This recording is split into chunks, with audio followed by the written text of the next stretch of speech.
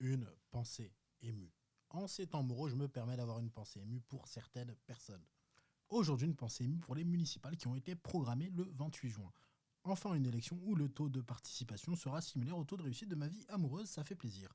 Espérons que le taux de malade suive également cette tendance. Alors, évidemment, la démocratie c'est cool, mais il y a une chose tout aussi importante qui fait qu'on est dans un pays démocratique, être en vie. Parce que pas de vie, pas de citoyen, pas de citoyen, pas de démocratie, pas de démocratie, pas de palais, pas de palais, pas de palais. Et on n'y pense pas assez.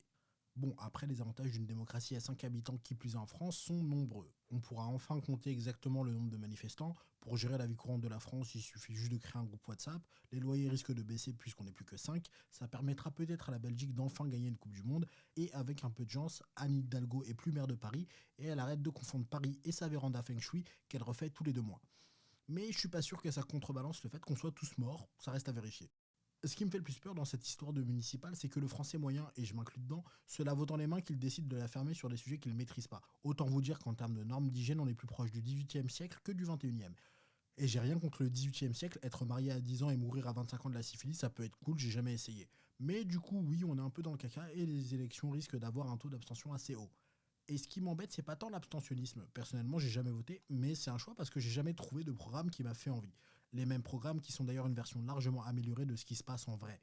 Enfin, j'ai jamais voté si on oublie les deux trois élections de délégués où j'ai voté pour Caraba la sorcière ou le Bill du Big Deal parce que je trouvais ça marrant.